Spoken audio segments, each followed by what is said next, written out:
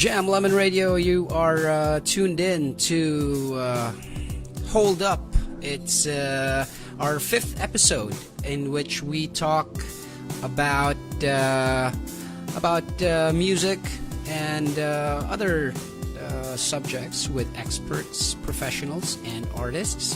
For tonight, we have Jake Kuzmal, who is an independent artist, a music journalist, and also an OPM lover. So let's introduce him here on air. Here we go. Jake? Hi, this is Jake. I'm Jake Kuzmal, as Rob said. That is my real last name. I know it's really strange, but anyway, I'm glad to be here, and I'm glad to be talking with Rob, and I'm glad all of you are listening. So, Rob, thanks for having me. Well, you are most welcome, and thank you for gracing us with your presence for tonight, Jake. Yes, your last name does sound badass, though. Just to let you know. Truth is, Jake and I have been talking for like 10 minutes already. Is that right, Jake? 10 minutes? Yeah. It's been 10 minutes. We've been talking, and I didn't realize that the broadcast software was not working. So we're gonna go back to that and summarize what we have talked about. So, and I apologize for that, Jake. It's all right, man. Yeah, whatever you need to do, I'm here. Appreciate it so much, brother. So I apologize to the listeners as well. But before we start, let me just say hello to the guys who are tuned in. Franz EP, she's in, and Jun Tuquero as well. Ira Alazas from Japan, she's listening. Project Spark. My cousin Micah Basas, my aunt Tita Mildred, Simon Kiambao, hey, hello, good evening, Santa Mesa, I believe, Dada Timan, Lloyd Dominic Lopez, and here's Juan Palu Dodge of the Balls Breakers. He's listening too, Jake. He says he sends his regards to you. Oh, cool. All right. Hey, Juan. Good that you're here, man. Yeah. So Wilvi Amano pa, she's also listening in. Shout out daw. So yes. Later on, after our interview with Jake, we're gonna be playing 4 new tracks from 4 bands. Of course, the Balls Breakers, Cameosa, Name That Thing, and Grey Paborita. So let's start this interview with my man here, Jake Kuzmal. We've known each other for like 7 or 8 years now. Yeah, because of how did we meet, Jake? I mean, how did we meet online? I think we met in the Pinoy Rock of the 90s group on Facebook. I think that's right? how we met. Is that right? And I think that's how we met, and I think I don't remember that group though. Wasn't it the grunge group in Mindanao? Me. Probably that one. Because I've been on Facebook in like a lot of like Filipino groups over the last several years, I should say, and like, man, there's just so many, and I was like, well, Rob's Filipino, and like, I was like, did I meet him in a Filipino group or just a regular music group? So I actually have no idea. I don't remember as well. It gets muddy. It's been 7 or 8 years now. So yeah. So Jake, let's go back to what we were talking about earlier. I'm gonna restart the interview. Yeah. So my pleasure. Yeah. So Jake, tell the listeners who you are as an artist, as a writer, music journalist. Both of those.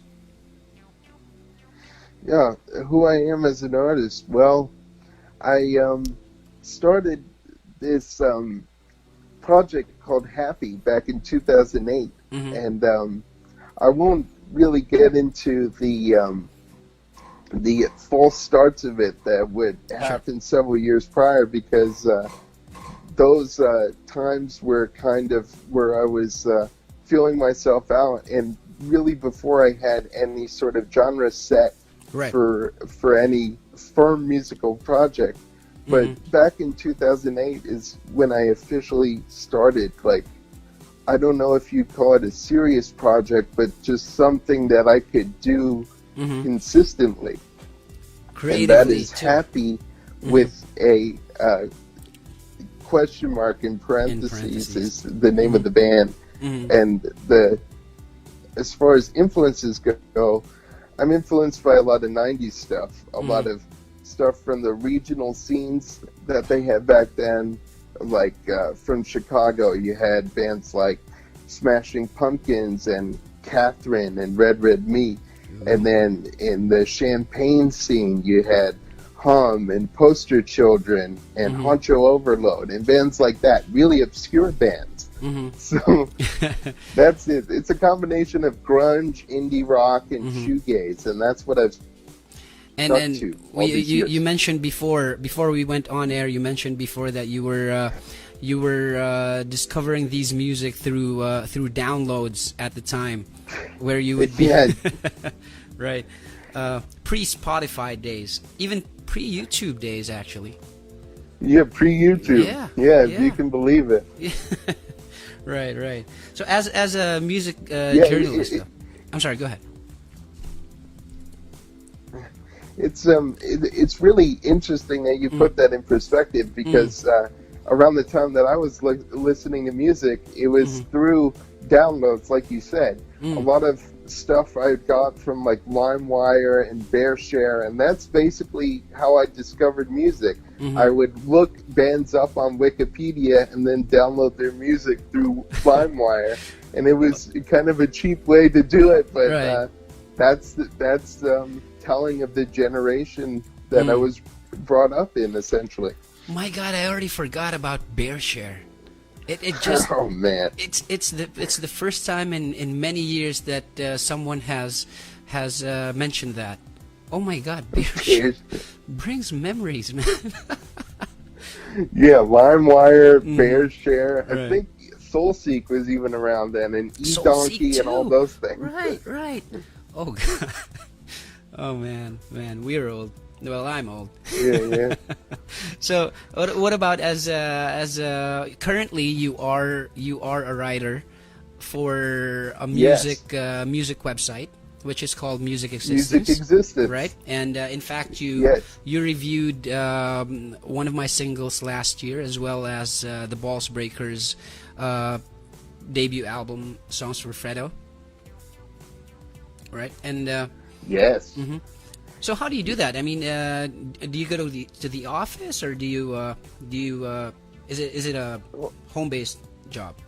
It's home-based. It's Great. virtual. And if you want to know how I came across Music Existence, yes, I do.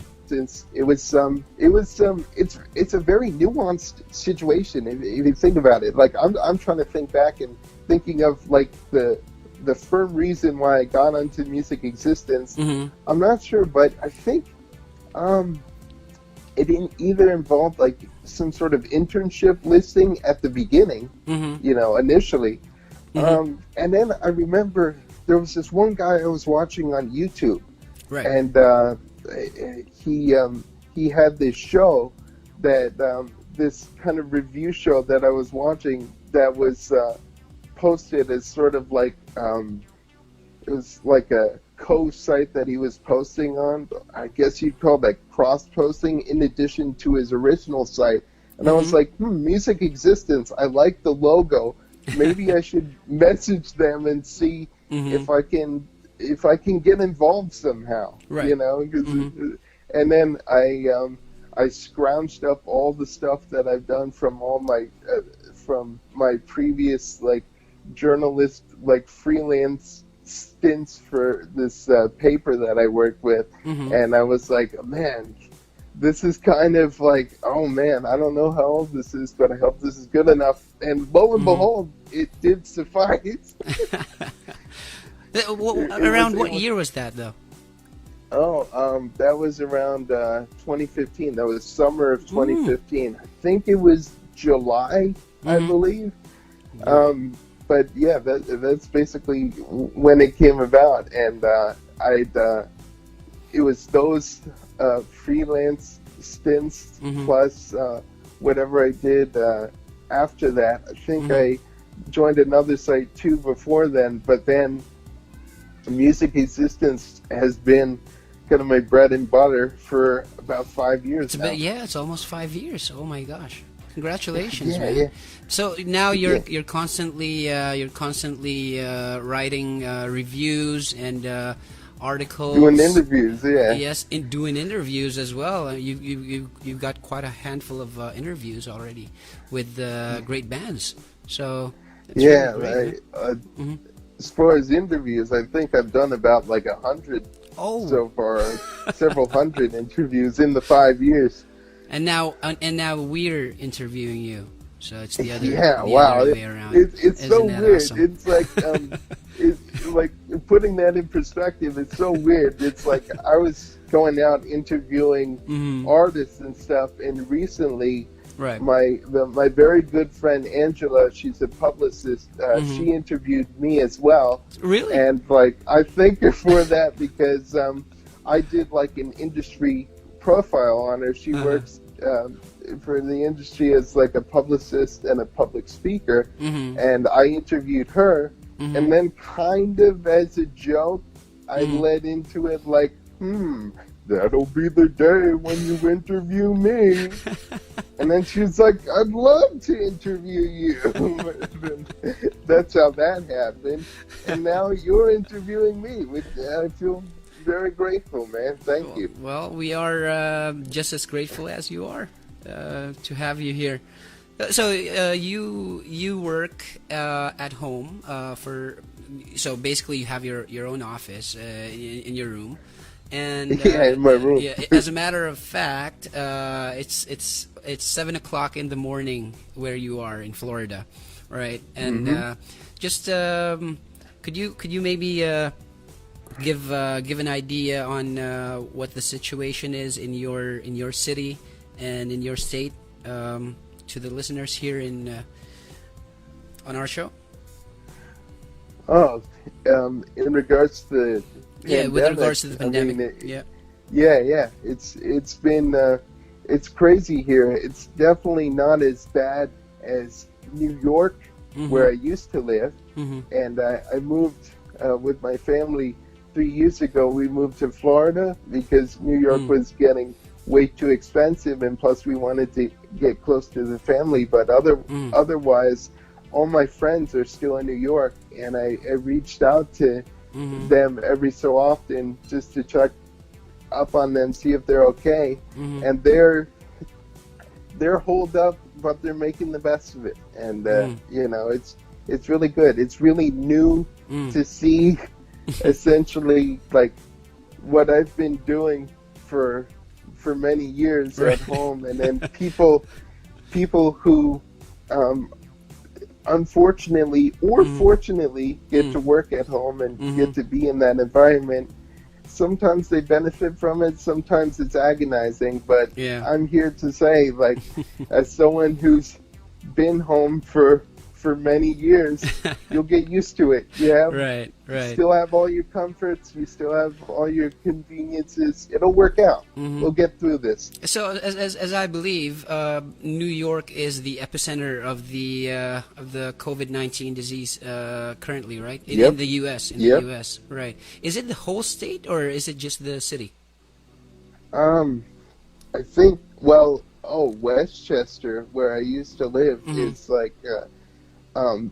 At the time that I looked up the cases of how many people were infected, I think it was second to New York City at the time. Oh man! And I'm not sure who displaced Westchester or if anyone did, but it was surreal. And like after that news set in, I was thinking about all my friends. I was like, holy shit! Like what are they going through right now? Like, and then I see, like, because they're on Facebook, because they're on Instagram, I see they're just, enjoying themselves at their own leisure. So ain't got nothing too much to worry about. But I always thought you were from Buffalo before. Buffalo in New York. I thought you But that's too far. Buffalo. Bu- Buffalo is near Canada. yeah, that's where we went when we were there back in '06 when we went to Niagara. Oh yeah, Niagara Yeah, but you were in Westchester, right? You're Westchester. That's I'm bad at it's geography like when White it comes to other Plains, countries. like the Galleria and Right, Elmsford and all that. right, And right.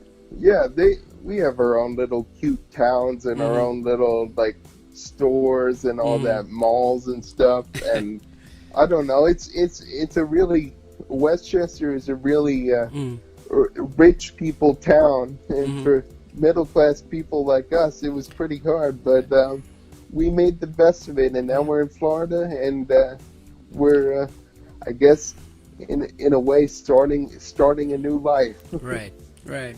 So it's pretty normal there where you are. I mean, it's yeah, pretty normal. Okay. It's surreal actually, because you have, you know, all these blue skies and great weather, but you can't really do much except go for a walk every once in a while and maybe go to the store to buy food. And you know, the toilet paper situation, and it's like a worldwide. That's even bigger than the pandemic. It seems. If I could send you all the toilet papers that we have here in our malls, in our groceries, I'd do that. But it's, you know, it's a cultural thing, so you know it's. Oh man. Yeah. Wow. So you're fully stocked over there in toilet paper? Because man, I've seen like we're not dependent on toilet papers really. Maybe the Class A and the Class B people, families. Oh, okay. They are, but the average Filipino household don't really have toilet papers around.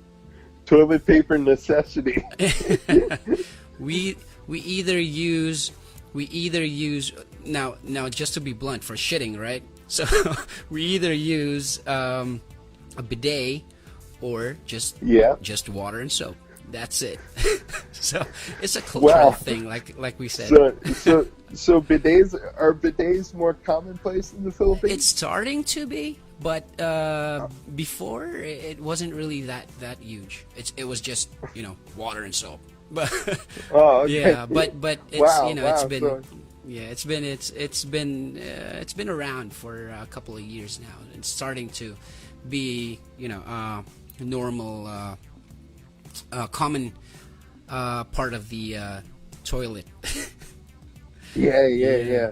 Wow. So that's a step up, I guess. At least you don't have to worry about toilet paper. True that. Save the trees.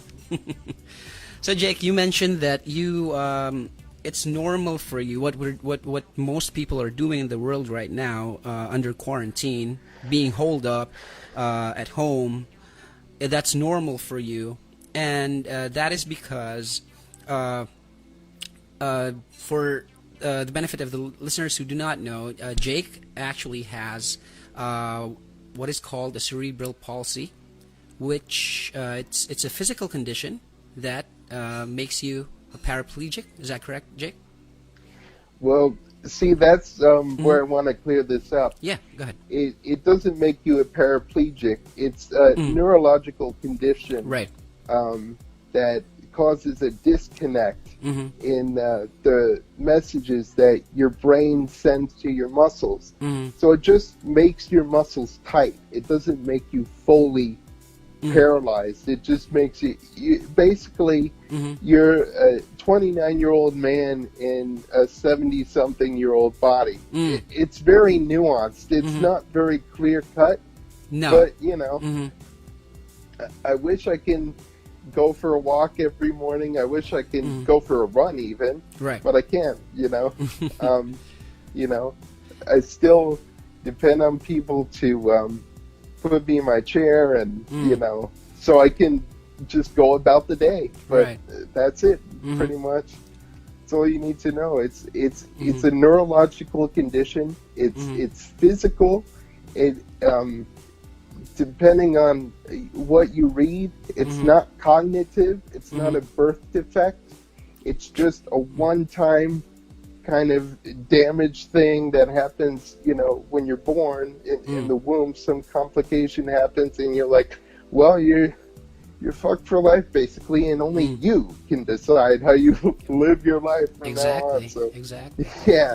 So and I made the best of it. I made so many wonderful friends. There's ignorance out there in the world, and a lot of people who don't know about it and refuse to know about it, and kind of pull away indifferently once you start, explaining your life and your challenges to them. They sometimes they don't want to hear it, but that's the reality of it, and that's what I've learned to accept, and that's been really hard. Matter of fact, you have a video you released a couple of years or a few years ago. You released a video of you just talking about cerebral palsy and your condition in general. Oh yeah, right. Yeah. It's been a long road. I'll tell you that. Like I never knew that I would pick up a guitar and start playing in an adaptive fashion. See how I play guitar is I actually have the guitar on my lap. I use a right-handed guitar even though I'm left-handed. Oh, you're left-handed? What I do is, yes. Okay. Yes. I didn't know. There you go. Yeah, I'm left-handed and I play a right-handed guitar. And what I do is, because it's kind of difficult to play the guitar with the strap on, I actually put it on my lap. And what I do is I tune the strings to a chord, like let's say a D chord or something like that, or some variant thereof, and I use my right thumb to make the chords, to press down on the strings. Because they're detuned, the tension is eased off a little bit, so it makes it easier for me to play chords. And then I strum with my right hand, because I'm still able to use my right hand, so it's good. That's awesome. I was actually gonna ask you how you record your music, and when it comes to the bass and drums, do you use MIDI or drum programming? A lot of people assume I use MIDI, but I'll tell you right now that what I use are not isolated drum tracks or MIDI, but what I actually use are sample packs, from different drummers. Like you get like big room drums from I think Carl Ferrone or Joe Vitale, and you just use their one-shot samples. And before then, I used to use drum loops. I used to do like kind of placeholder loops. And then sometimes I've even used placeholder loops in the songs without wanting to expand on the beats really. But what I've done in recent years is just make entire rhythm sections out of one-shot drum. So you get like the snares and the hi-hats and everything, and the bass drum and everything. And it turns out surprisingly really well once you learn how to mix everything. If anyone's curious about the music that Jake makes, you can look him up on YouTube. It's Happy, and then a question mark in between in parentheses. Right. So it's happy. Yeah, like happy. Yeah, but yeah. Or you can also search on YouTube, Jake the Man 091. There you go. You can I'm also on Bandcamp. You can type happy3.bandcamp.com. That's happy3.bandcamp.com, and you can find a lot of my music there. So awesome. You can find me pretty much anywhere there's a Jake and a Kuzma and a Happy. Yeah, we've been spreading our stuff since the early 2010s, right? Yeah, on the internet, right? So it's everywhere. It's It's awesome. everywhere. Let's just go back a bit to cerebral palsy, because the reason why I had this connection with Jake is because apart from Jake being a musician and a 90s music enthusiast, my sister also has cerebral palsy, but hers is different. Like what you said, Jake, that it's a nuanced condition that I don't know if there's enough research about it, because my sister actually has cerebral palsy, but she is it's both physical with her and also mental. So she's like our baby still, even though she's the eldest. So right now she's like I don't know, probably like a 3-year-old or a 5-year-old still, even though she's already 40. So right, yeah, it's something that I want to read more on in the future as well too. So yeah. What I have to say, I mean, I don't know as much. I don't have as much research knowledge about it myself, but from what I can surmise, it is physical. It primarily it has to do with movement, but anything else, as far as cognitive delays and stuff, that is in general due to like a general complication that someone has when they're born. It's more coincidental. It's not a byproduct per se of the CP. Right. Oh, okay. So it's probably something else that just that's it's a complication, but it's not necessarily connected to the CP. Yeah. Oh, I see. And I have a friend who also has a sibling who has CP as well. So we're just raising awareness here about cerebral palsy. So if you guys have any questions about it, or if you know someone, maybe you can comment here, or let's talk. Don't hesitate to comment here and tell your friends. Share this episode of Hold Up. You are still listening to Jam Lemon Radio. Just a bit, Jake, let me just say hello to people who just joined in. We got Elisel Jacob Rudolio. Good evening. Daniel Lods of Santa Mesa. What's up, Dan? Alan Cruz. What's up, brother? He is from QC. And my mother is actually listening in from Calbayog down in the south. Yeah. She says that TP is also the biggest concern of her Hawaiian friend. Well, oh man, Hawaii is still U.S. though, so it's basically the same culture, right? Also, Jovir Lascunia is listening in. Good evening, sir. Rafa, yes, moping a gabi, and Leonard Savage, the King Kong. Good evening. All right. Let's just read this message from Franz EP. If you hold on and keep on accepting life challenges, no matter how difficult things could get, if someone is really passionate about music or anything that they want to do, they surely will succeed. Wow, that's words of wisdom right there. It's really good. It's really nice. Thank you. Thank you so much, Ann. So let's move on here, Jake. Let me pull up my cue cards for you. Cue cards. Cue cards. You mean your Microsoft Word document? Not actually. It's actually the notepad on my phone.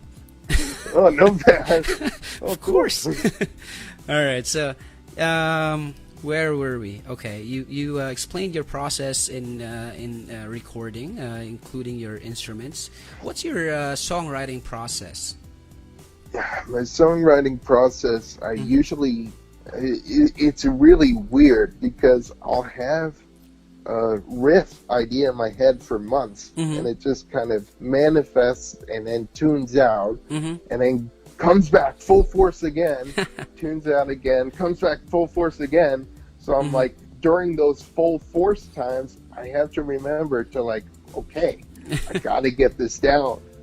And then that's basically how the riffs are created. Right. Usually, what I would do in the past is I would record ideas as they come out, and that's not always the best process because I do 10, 15 takes over.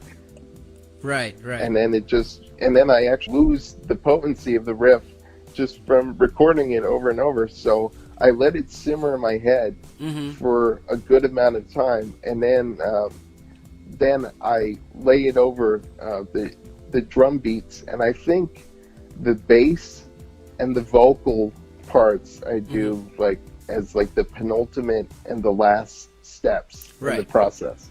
Right. Additional arrangements just to enhance the sound. Yeah. Right. And I love it that you start with the riffs, because not a lot of people are amongst my peers, not a lot of people are really into riffs nowadays. It's been something that's kind of being forgotten.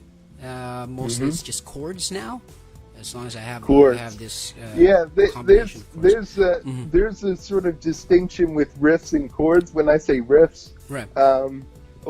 Usually what comes to mind, what people think of is 70s kind of hard rock, kind of Zeppelin, kind of One Little Cruise kind of riffs,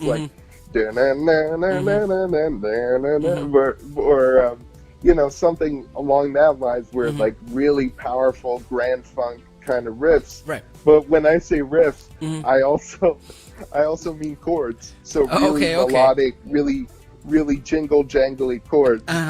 But I do hear from some of your songs that you do have your own riffs, aside from chords as well. It's sort of it's interesting how that plays out. How coincidentally I start riffing on others when I just mean to do chord progressions, but coincidentally they turn into riffs. So I'm proud of that. Right, and that's what's great about letting it simmer, as you said. When you have that idea, you don't necessarily just jump in and So that's great.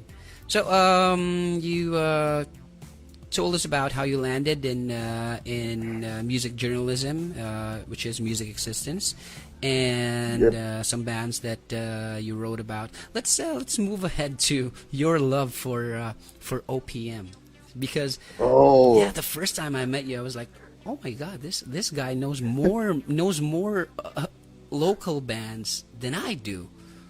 How did you discover Asian and OPM music? OPM music, and just to clarify, even some Filipinos who don't know, we're not talking about opium, we're talking about original Filipino music, right? Which is the term that they use, or Pinoy rock. And how I got into Filipino music, it was through YouTube, and around, I wouldn't say 2005, but 2006. I remembered my friend who I met in the hospital that I was recovering from some surgery that I had. He told me to give the Philippines scene a try. He was actually born in America, but he's since been over to the Philippines, and he fit right at home, and he said, yeah, give the Philippines scene a try, see what you think. And I kind of, it took me a little while to warm up to it and really figure out what it was about. I can tell you that the very first Pinoy rock song that I heard of was, it's really obscure. I don't know if anyone even remembers this or know this band exists, but I probably don't know them, but who the were band they? was called DNA Rock, and the song was called Perang Perahang Papel. Perahang Papel. Yeah. Okay. Was that and it was kind of like this new metal kind of or kind of Rage Against the Machine with kind of acoustic accompaniment. It was so weird, But when it came to actual, established Pinoy rock bands, I got into Sandwich and Pupil, and I got into Pupil's Nasangka and Sandwich Sugod Manga Kapatid. Yes. And that was this branching off point, because from there, I mean, Eli Buendia and Raymond Marisigan are both in the Eraserheads. So that got me into like the whole 90s scene, and Mike Dizon is in Teeth, and I got into Teeth, and then from Teeth I got into Anointed Cherubs and Wolfgang and Feet Like Fins and Sugar Hick, right, and Color It Red and Yano and the Youth, and the list goes on. That was back in early 2010s as well. Like 2011. Once I started really getting into the 90s scene, I think was really early 2010s. But 2005 and 6 is when that was the start of Pinoy rock for me. Like discovering Pinoy rock as an American, probably one of the few Americans to get like really invested in it. But there's been kind of slow appreciation. I remember there was this one guy recently who did like this review of Halik ni Judas by Wolfgang, and he really loved it. He was like this heavy metal kind of enthusiast guy, and he really enjoyed it. And then he started giving other bands from other Asian countries a try, like in Malaysia and all that stuff. And that's basically how I found out about Pinoy rock in general, was going down the list of Asian countries. I've already heard a lot of Japanese rock. I've heard a lot of Korean rock. I heard a lot of Chinese rock. But then I was like, who should I tackle next? Philippines.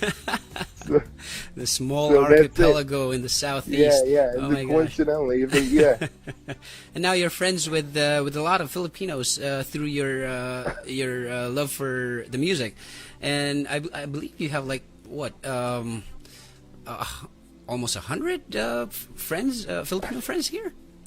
Only a lot of Facebook. Like a lot of Filipino friends, right? And it's weird. It's really interesting. It's really strange too how I come to meet them, because it's really difficult sometimes to interpret their reception of me when they figure out that I'm into Filipino music. They cannot believe that I'm fully white. Like, they can't believe that I'm fully white. They're like, "Is your mother Pinay? Is your dad Pinoy?" And then, and then I was actually talking several years ago. This is like way back. I was talking to this guy, Alfie Verameda, from Half Life, Half Death, the '90s group, and we were talking about music. We were talking about, what Filipino music, what they should do to expand to an audience, like beyond Filipino. I'm also surprised that you're not Filipino. And then in parentheses in his message, he said, and he said, and I was like, oh man. So a lot of, I guess, is it really resonant? Filipino music, is it really resonant? Not to say that it's kind of homogenized and locked in, but is it really resonant to a lot of Filipinos that they don't really like other cultures can get into Filipino music as readily as I did? I think it has that that appeal, because I also know a couple other guys who are pure Americans and live there, grew up there, who are into OPM. Matter of fact, one of them. Oh wow! Yeah, matter of fact, one of them has his own record label, and he's I think he's just as young as you, and he's gonna put under his label. He's remastering old punk albums, whatever he gets his hands on. Yeah. That's Not really just cool. Yeah, on vinyl and on cassette, actually. that's really cool. And speaking of punk remasters and Pinoy punk remasters in particularly, a lot of the, or not a lot of the, I should say, I might have Twisted Red Cross catalogs from the mid '80s. The hardcore label, they re-released Urban Bandits and GI and the Idiots, and all that stuff. And it's really cool to see a lot of underground Pinoy recordings get their digital due, if you will. Right. And the reason why we have that appeal, I mean, at least the Pinoy rock has appeal for Caucasians, Western countries, is because I think most of our music does get a lot from the Western sound when it comes to rock, the mainstream sound. I mean, even the disco era, TVJ. Was it TVJ? Right. No. TVJ is the trio, but what was the band again? I forgot, but I think they borrowed a lot from the Bee Gees at the time, and Juan de la Cruz was also the 70s rock of the Western countries. Right. And then when punk started, when their records came in to the Philippines, lots of young ones. I mean, that was when the underground punk was born here as well. So it's sort of a shadow, but it doesn't mean that the sound that Pinoy rock makes is exactly similar. It has its own own sound. It has a local flavor. Right, exactly. You know what I mean? Right. It's like a dialect. It's very local, and I noticed that's also common in other countries. They're very they have kind of a love-hate relationship with their local scene. Some days they're really proud of their local scene. Some days, like, I prefer music from Europe, or I prefer our local scene sucks. And sometimes they're very indifferent, but other times they're like super accepting. And like when I see like comments on like the songs that I post, I also have a channel called Famous or Forgotten Music, and I post like a lot of rarities on my YouTube channel. That's on YouTube. One of them, one of them was RP Rock Project from back in 1985. They're a Pinoy rock group. They had an album called Street Legal. And there was this one guy who first heard the song Run in 1989, and he said, "Man, I thought this was a foreign band." But lo and behold, they're Filipino. And they really, RP, even though they're not really well known, they were known in the 80s, but then sort of fizzled out. They really perfected that seasoned, like, Western production sound. You've heard a lot of. What was their label, Jay? What was the label? Yeah. For RP. Yeah. Was, they weren't TRC though, right? They were Black Gold. Black Gold was the record label that put that out. Okay. And there's a lot of. It's really interesting when you get into Pinoy rock, like the sounds that they experimented with. There's also a lot of stuff like RJ and the Riots put out back in the early 60s. And then you have like, all the Beatles pop kind of sound. And then in the 70s, you have like the warmth of Juan de la Cruz and Asin and Maria Cafra, Judas, yes. Oh and my God. all that. Your Judas, however you pronounce it, Stampagita. All these bands have that 70s kind of warmth. Right. And like I always think, and like regardless of the decade of Pinoy rock, I was like, when I hear the English songs, I'm like, why weren't these things hits? Over here, why didn't these guys cross over? And I think part of the problem is that they have such a kinship with their local scene. They like to keep it like inside of the Philippines, and it's kind of like their best kept secret. Right. It's kind of very, very exclusive for them. So yeah. But it's different now, though. I mean, it's we got Spotify. It's different now. It's different, yes. I mean, it's you can put out your song almost everywhere now, but the competition is also stronger as compared to before, right? I mean, goodness. Oh, hold on.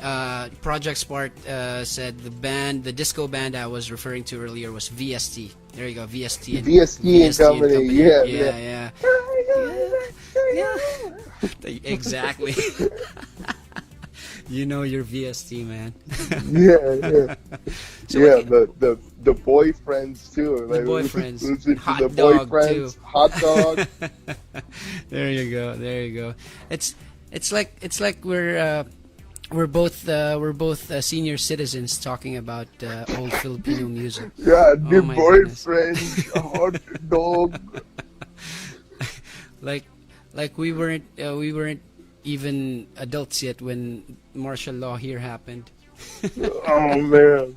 Not even teenagers. So Jake, what can you say about the modern OPM? If you still listen to it, I mean the current ones. What can you say about the modern sound, the mainstream stuff here, and maybe the future of it? Nowadays, we're kind of in, with the internet as big as it is now, we're kind of in a free-for-all. A lot of things that you used to do in the past were held to a certain production standard, but even the raw, rough and tumble bands are getting played. Right. And it goes back to the LA 105.9 days, back in the 90s. Followed back by in the NU Filipino 107. days.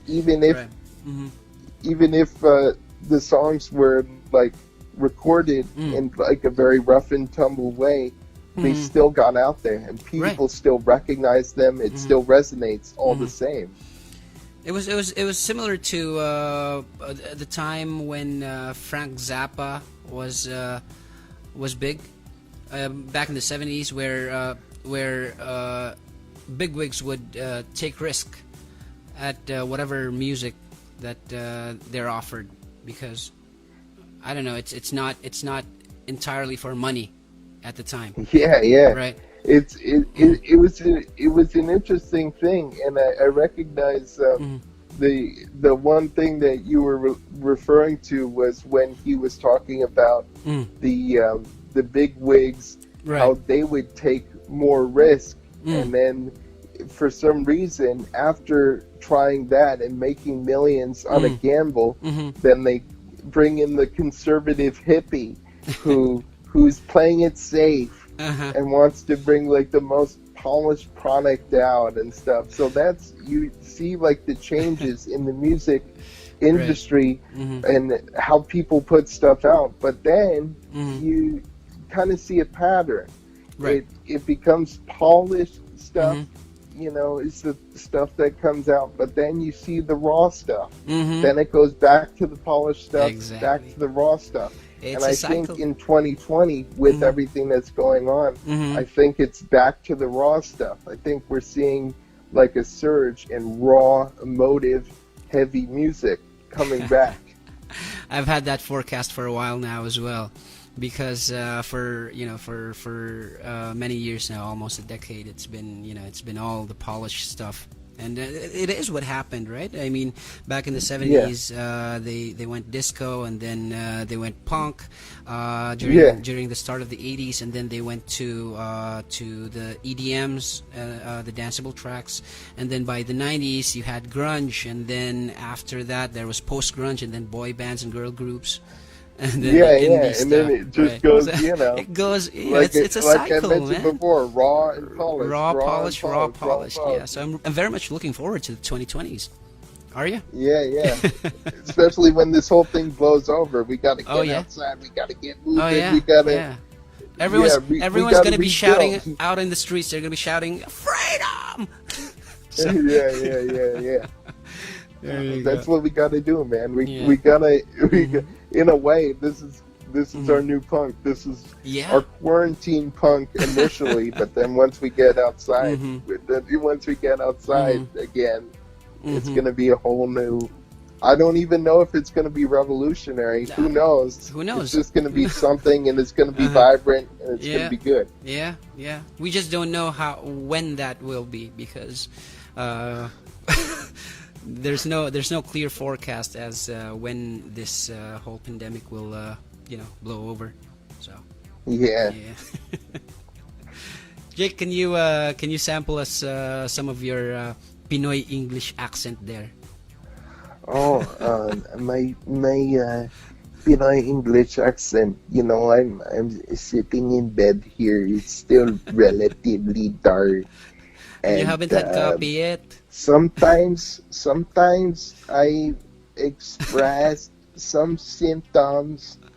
Oh man, did I tell you about the time that my sister tried to order me a phone? There was this guy who was having a hard time communicating. He was like, "Ma'am, I'm a little concerned that your brother wants the iPhone 6s and not the iPhone 7.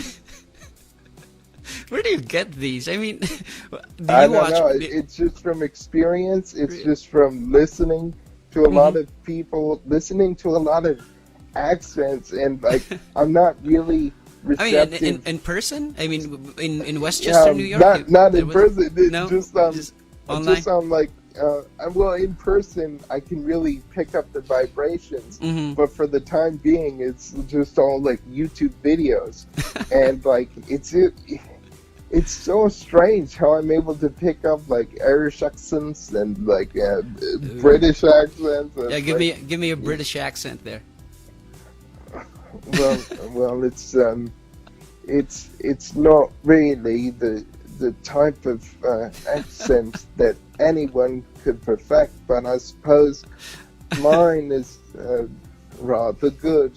It's rather good. But but there's Jolly so many, and I didn't even notice. Like in Asia too, they have Hong Kong, they have Singapore. Like, what are you doing? You said that already.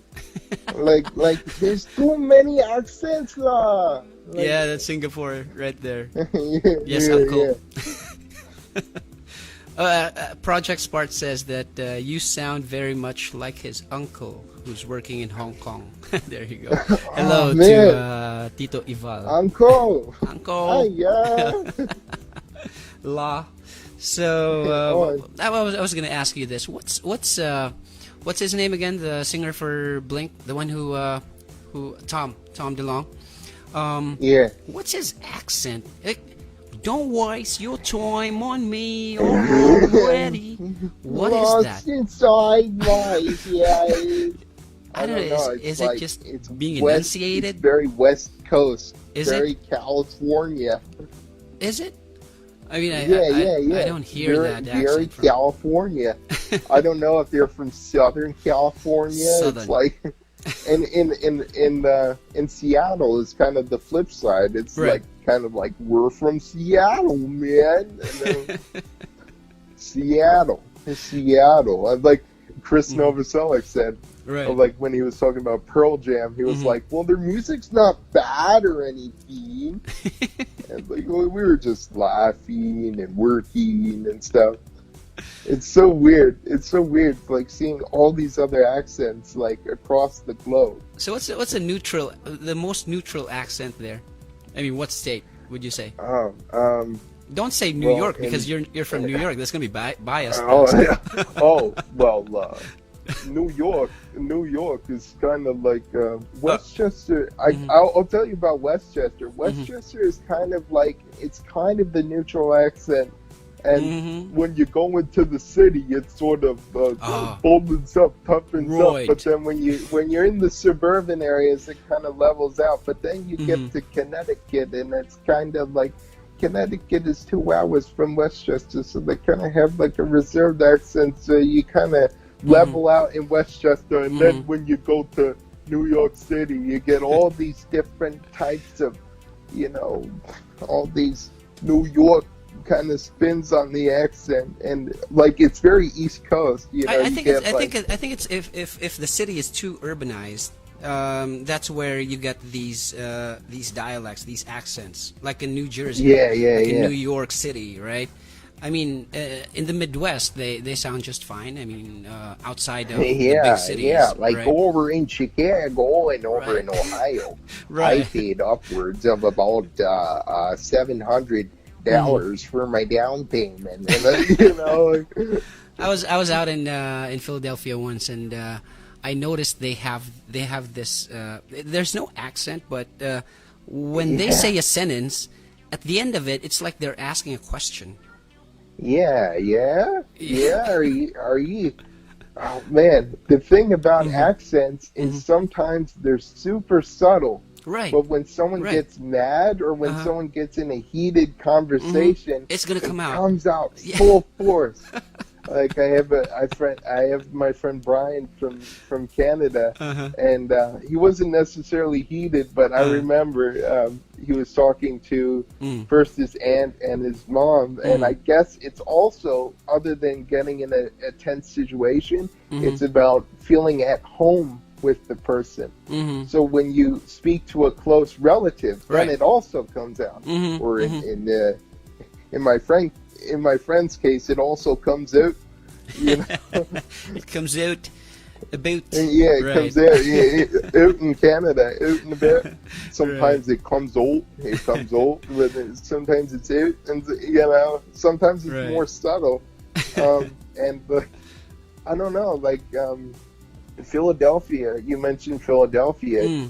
A lot of the times, like, they're like, "Oh, really? We're under quarantine. We can't go there. We can't go there." You're nailing it, man. There you go. What about the average English accent of Filipinos? Would you say it's understandable as compared to the other Asian countries? It is understandable, but it's kind of. They kind of maintain a nasal quality, and it's like they're kind of like this. They're kind of like this. Right. No modulation, sort of. Yeah. Yeah. It sort of comes out. Yeah. It sort of comes out, and it's like, oh man, Philippines, here it comes. So you'd know. Just hearing their voice. I know. Like if I need customer service, I know that they're doing their best to really put on the neutrality in their accent. Like I don't want him to know where I'm from. But I don't know. They're kind of we're mostly most Filipinos are embarrassed to hear their natural English accent. But why is it that way when in fact Italians are proud to have that their way of speaking English, even the French, right? It sounds I don't know. Nice. I guess it just comes back to just hearing yourself like the way you naturally are. Like when I was growing up, and I think you had this experience too, the first time you heard your own voice recorded, did you cringe like so heavily? You probably did. Yeah. Very. Yeah. So I think and that they're very vocal, they're very communicative, but then they also have like this sort of this identity where it's like taking in the American influences, taking in whatever else influences they have in their native speaking voice, and then for everything else, sometimes sometimes they say I don't have an accent, sometimes they say I have a little bit of an accent, or sometimes they say like, oh, like on a scale of like neutral to Filipino, my accent is definitely Filipino. And then you hear them speak and it's like, yes, it is definitely Filipino, because, you know, if I get sick this time, I have to call the doctor. What would you say to them? I mean, it's not something to be ashamed of, right? As long as you're... It's not something to be ashamed of. As long as you're intelligible, that's fine. I mean... As long as you're clearly understood, that's fine. And, you know, I've come to understand that I have an accent too, and it's not as nondescript as I thought it would be. Because, you know, when I talked to my friend in Canada, like, he picked out, like, wow, you sound very New York. And, like, it's kind of strange how he says, I sound very New York, because actually I was born in New Haven, Connecticut. And then I didn't grow up there. Right. I was just, like, born in the hospital there. But then we moved to...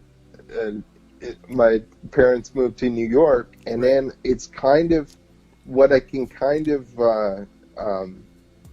wrap around my head, you know, that it's kind of like a combination of the sort of osmosisly acquired Connecticut accent and then New York. It's like a combination of the two. So it's a crossbreed. It's weird how that works, but you know, I don't know. Maybe your accent kind of changes over time. I remember I believe it does.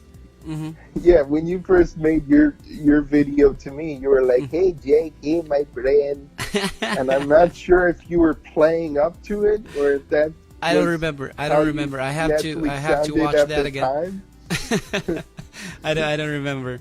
But well, when my first language, actually, my native language is Waray, which is the language where I grew up in Samar, down south. And when I went here for college, went to Manila for college, I didn't have that Tagalog accent, and I still have actually.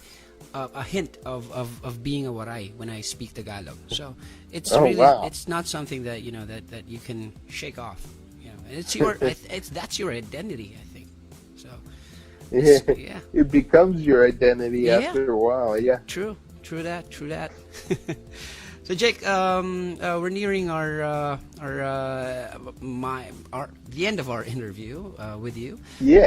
But could you maybe give us some advice to the listeners tonight on on being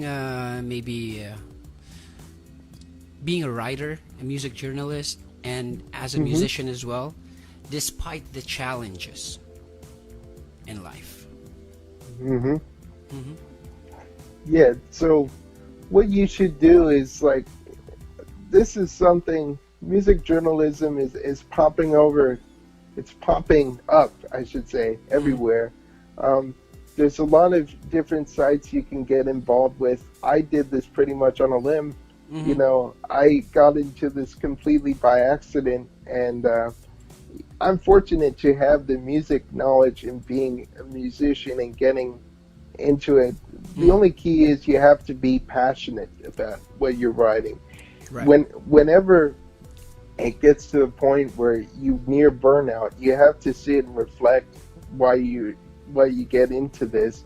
But I should say, as long as you're sensible, as long as you're fair, as long as you're courteous and you're genuine, it's not all that bad. It'll take you places. It'll get you to where you need to be. And I'm glad that, I've had all these experiences talking to wonderful people, getting to review awesome albums and getting in touch with the scene that I otherwise would have ignored Right. had I like not found this opportunity. So I am forever grateful. Awesome. Well, that's Jake Kuzmal for you guys. He is a writer, music journalist under musicexistence.com, and he is also an independent artist. He has music. You can look him up on YouTube, which is Happy, then question mark with a parentheses, inside a parentheses, right? So yeah, and then also I'm on Bandcamp. It's happy3.bandcamp.com. You can find me there as well. There you go. And what's the other one? You have a channel on YouTube too? My other channel where I post rarities and forgotten gems is called Famous or Forgotten Music. And it has like all this rare stuff from all these other countries. Give it a go. You'll like it. You'll get into all these favorites, all these gems that you otherwise wouldn't have discovered, in a long time. And you'll find something really special. There you go. There you have it. So that's Jake Kuzmal right there. Jake, thank you for your time for tonight. Any last message, maybe? Well, salamat sa iyong suporta, and thank you for everyone listening. And I'm glad that you have a lot of nice messages for me and Rob, and that you're tuning in, and that most importantly, you're staying safe. That's the most important part, and that we're all well, and we're going to beat this, guys. This is going to blow over. We're going to come back and, be the champions that we are, and to a degree that we've always been. So that's it. That's all I have. Thank you. Very nice words from Jake Kuzmal right there. Jake, thank you so much, and you stay safe right there. Your day is just starting, so I think it's time for breakfast for you. Is it? Yeah, pretty much. Yeah. All right, and so thanks so much, man, for talking to me. I really appreciate it. It's my pleasure, Jake. Thanks so much, brother. All right, man. All right, we'll talk to you. Have a good one. Talk to you some other time then. All right, take care, Jake. All right, man. All right.